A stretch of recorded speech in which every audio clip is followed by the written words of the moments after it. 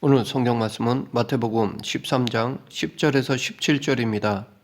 오늘 본문은 하나님 나라를 전할 때 비유를 사용하신 예수님의 의도와 그 나라의 비밀이 무엇인지를 제자들에게 설명하신 말씀입니다. 예수님께서 사람들에게 천국을 말씀하실 때 비유가 아니면 아무것도 말씀하시지 않으셨습니다.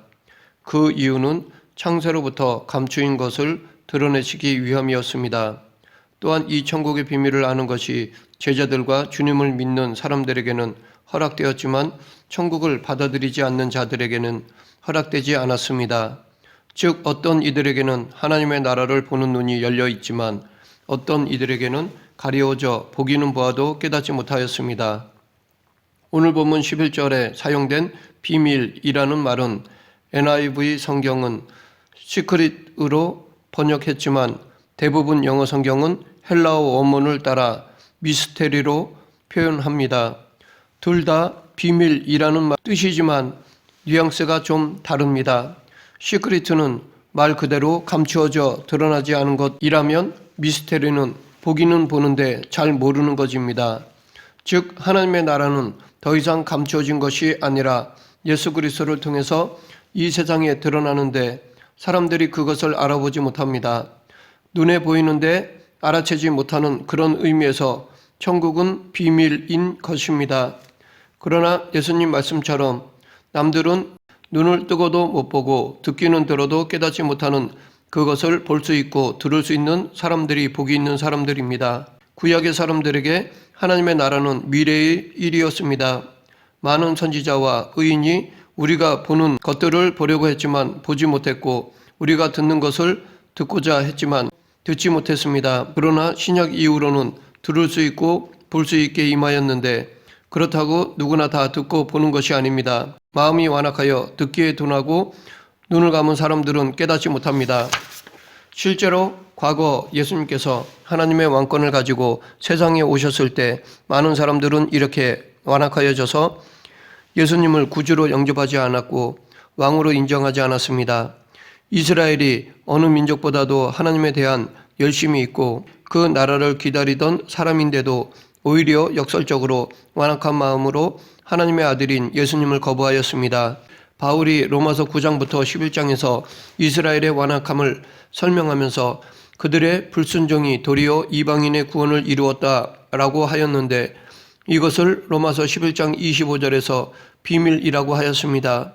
다시 말해 감추어진 것이 드러났고 보일 자에게 보이고 들을 자는 듣게 되었습니다. 그런데 하나님의 나라가 상상할 수 없는 방식으로 임한 것이 신비이고 또 그것을 받은 대상들이 우리 생각과 다르게 뜻밖의 사람이라는 점에서 신비인 것입니다. 그러하기에 바울의 말처럼 이 구원의 진리는 사람의 지혜가 아닌 하나님의 깊고도 크신 지혜와 지식의 부요함입니다.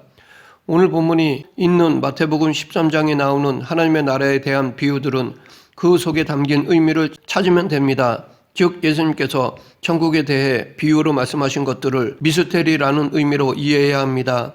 그렇지 않으면 오해할 여지가 큽니다. 이것을 오늘 본문 비유에 적용하면 이 씨 뿌리는 비유는 4가지 마음밭이 있는데 우리는 옥토가 되어야 한다는 것으로 이해하면 틀린 것은 아닙니다. 하지만 그 정도로는 이 비유의 의도에서 벗어나는 것입니다. 예수님께서 의도하신 바는 마음밭의 종류를 소개하심보다는 생명력 있는 천국 복음 그 자체를 소개하신 것입니다. 즉 영광스러운 천국의 복음을 사단이 와서 빼앗아 버리고 세상의 걱정과 유혹과 핍박 등 안팎으로 어려움이 있으면 사람들이 천국 복음을 쉽게 포기해 버리는 것을 아시면서도 그 천국의 힘과 능력을 드러내지 않고 감춘 채 뿌려졌다는 것입니다. 이처럼 하나님의 나라가 그 영광과 능력을 갖추고 들어왔기에 아무도 눈여겨보지 않았고 또 그렇게 들어오리라고 상상하지도 못하였다는 것입니다. 하지만 천국 복음은 생명이기에 준비된 마음, 즉 좋은 땅에 떨어지면 그 생명력을 감추지 않고 힘차게 활동하여 상상할 수 없을 만큼 결실을 하게 된다는 것입니다. 그것도 30배, 60배, 100배의 결실을 가져오게 된다는 것입니다. 그러하기에 이것이 천국의 미스테리입니다. 계속되는 비유에서 천국은 좋은 씨를 밭에 뿌린 사람과 같다고 하셨습니다. 그런데 밤중에 원수가 몰래 와서 그 밭에 가라지를 덧뿌리고 갔습니다. 결과적으로 싹이 나서 자라는데 가라지도 함께 자란 것입니다. 종들이 주인에게 가라지를 뽑아버릴까요? 할 때 주인은 가라지를 뽑다가 곡식까지 뽑을까 염려되니 추수할 때까지 함께 자라도록 그냥 두었다가 추수할 때 가라지는 먼저 거두어 불사르게 단으로 묶고 곡식은 나의 창고에 넣으라고 하였습니다. 여기서 말하는 밭은 세상입니다. 그렇다고 교회가 가라지들을 쫓아내고 알곡들만 모아놓은 완전한 천국이 아닙니다. 오히려 병든 영혼들이 찾아오는 병원과 같습니다. 교회는 이 세상에서 하나님의 나라의 영광과 그 능력을 가장 잘 나타내는 모델하우스라고 할 수 있습니다. 그렇기 때문에 사단으로부터 가장 강력한 공격을 받는 대상이기도 합니다. 그로 인해 교회가 혼란에 빠지고 교인들이 시험에 들어 세상 사람들에게 빛을 드러내지 못하고 손가락질 받기도 합니다. 그러나 흠이 많고 불완전한 죄인들이 모인 지상의 교회가 완벽하지 못하다고 해서 하나님의 나라를 부인하거나 하나님의 존재마저 부정하고 떠나가는 것은 어리석은 태도입니다. 세상이 더럽고 추악하여 하나님의 나라의 정의가 없는 것처럼 보이지만 그 나라는 지금 세상의 부조리 속에서 그 영광과 능력을 완전히 드러내지 않고 가라지와 알곡이 섞인 채 함께 자라고 있습니다. 지금은 가라지를 뿌리째 뽑아내는 심판의 때가 아니라 함께 자라도록 놔두고 기다리는 때입니다. 그러하기에 가라지가 알곡보다 더 왕성하게 자라는 것처럼 세상의 불의와 악독이 정의보다 더 잘되고 번성하는 것처럼 보입니다. 그러나 지금은 악이 더 악하여져 그 악함이 잘 드러나게 하시고 알곡은 더 성숙하기를 기다리고 계시는 때입니다. 우리가 세상을 보면서 왜 이런 세상을 그냥 놔두시는가 불평을 하고 있지만 하나님은 천사들이 가라지를 뽑다가 알곡까지 다칠까봐 그냥 놔두시기로 하셨습니다. 그것도 이 세상 마지막 날까지 말입니다. 그것은 더 많은 영혼을 구원하기 위한 하나님의 기다림이십니다. 바울이 로마서에서 이런 하나님의 뜻을 미스테리라고 표현하였습니다. 이스라엘이 완악하여져서 복음에 순종하지 않은 결과 그 복음이 이방인에게로 전하여졌습니다. 그러나 하나님께서 이스라엘을 완전히 버린 것이 아니라 이방인들이 복음에 순종하여 구원을 얻는 것을 보고 시기가 나게 하여 그들도 복음을 듣고 회개하고 돌아와 구원받게 하시려는 것이 하나님의 뜻입니다. 이것이 천국의 비밀입니다. 사람들이 상상할 수 없는 방식으로 영혼을 구원하시는 하나님의 지혜입니다. 그래서 사도 바울은 사람들로서는 감히 측량할 수 없는 깊고 오묘한 하나님의 지혜와 지식의 부여함을 찬양하였습니다. 또한 31, 32절에서 천국은 마치 사람이 자기 밭에 갖다 심은 겨자씨 하나를 같다고 하셨습니다. 그런데 이 비유는 겨자씨처럼 지극히 작은 씨 하나가 자라서 새들이 집을 짓고 살 만큼의 큰 나무가 되는 것처럼 천국이 이렇게 자란다는, 즉 지금은 얼마 안 되는 작은 모임이지만 열심히 복음을 전하고 정직하게 살면 세상은 점점 하나님의 나라로 변화되어 마침내 이 땅에 완전한 하나님의 나라가 이루어질 것이라는 것은 이 비유의 본뜻에서 방향이 빗나간 것입니다. 인간의 발전하는 지혜와 진보되어가는 고등한 인간성 또는 이성을 가진 인간의 꾸준한 노력으로 세상을 낙원으로 만들겠다고 유토피아를 꿈꾸는 이상주의자들처럼 하나님의 나라가 그렇게 인간의 노력으로 이루어지는 것이 아닙니다. 성경은 이 타락한 세상이 심판이라는 그 종착점을 향해 달려가고 있지 결코 유토피아라는 낙관적 상태로 완성될 수 없다고 말하고 있습니다.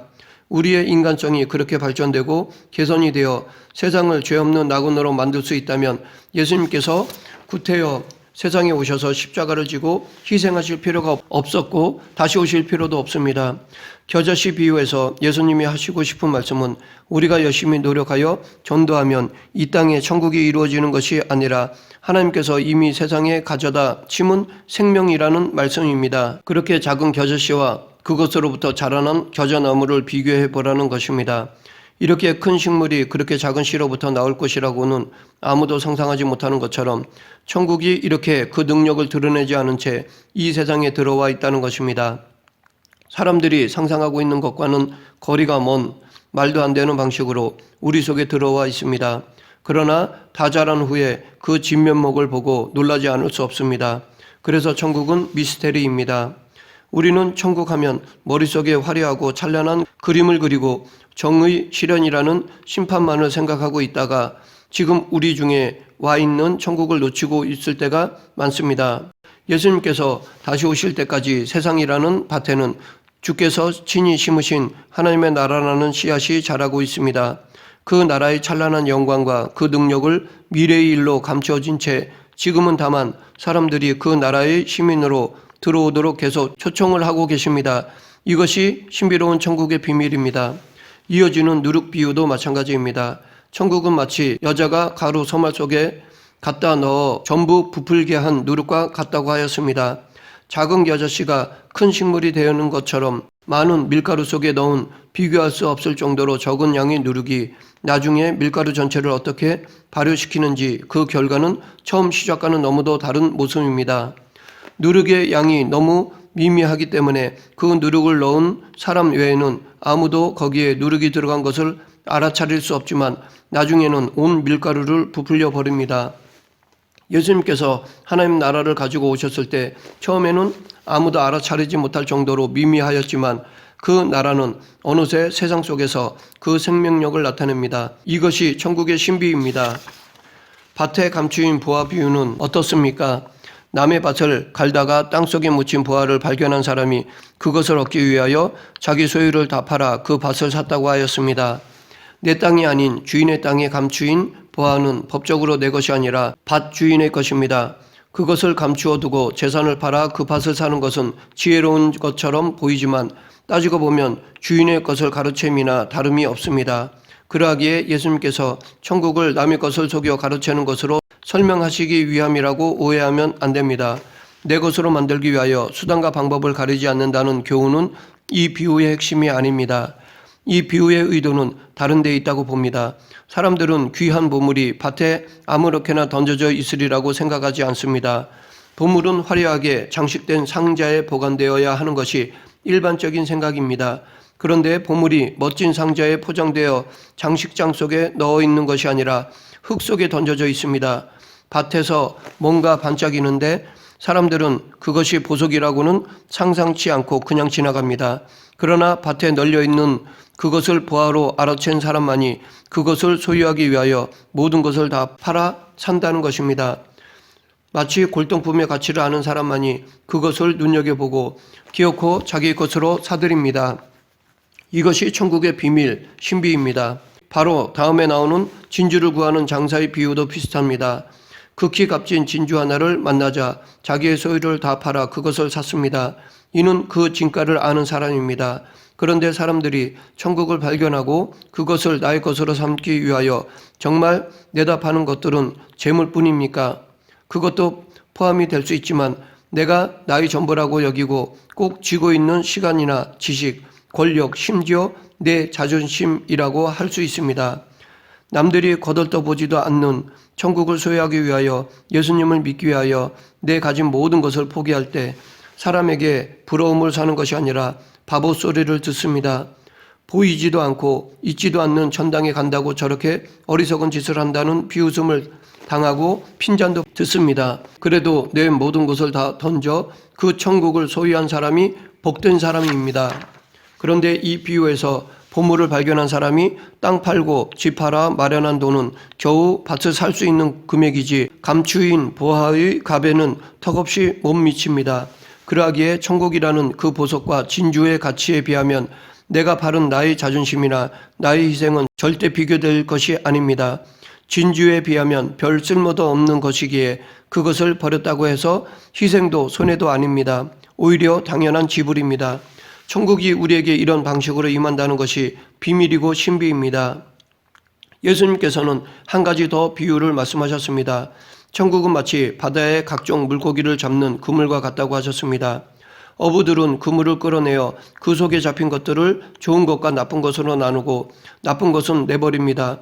세상 끝에도 이러할 것이라 하십니다. 즉 천사들이 의인들 중에서 악인을 가려내어 풀무불에 던져 넣으리니 거기서 이를 갈미 있을 것이라고 하십니다. 알곡과 가라지 이야기에서도 언급한 것처럼 심판의 날이 있음을 경고하십니다. 이것은 선과 악이 언제까지나 영원히 섞여 있지 않고 완전히 갈라지는 날이 있다는 것입니다. 그때까지는 세상이라는 밭에 의인과 악인이 함께 있고 교회 안에는 선한 사람만 있지 않고 별별 사람도 다 함께 있다는 것입니다. 말씀을 맺겠습니다. 지금은 초청의 때입니다. 그물을 던져 모으는 때이지 가려내는 때가 아닙니다. 그러하기에 예수님과 아무런 관계가 없는 사람일지라도 이 초청에 응하면 누구나 잔치 자리에 들어갈 수 있습니다. 그러나 마지막 때에 선과 악을 가려내십니다. 진짜와 가짜를 골라내십니다. 그날은 점점 우리에게 가까이 다가옵니다. 그러하기에 우리는 지금 천국 백성으로 살아가게 하신 하나님의 은혜에 감사해야 합니다. 그리고 계속해서 그 천국 백성에 합당한 삶을 살아가는 성도가 되길 간절히 축원합니다. 기도하겠습니다. 생사화복을 주관하시는 하나님 아버지, 마지막 때에 천국에 들어가는 자가 되도록 늘 말씀과 기도에 깨어있는 그리스도인이 되게 하여 주시옵소서. 예수님 이름으로 기도드립니다. 아멘.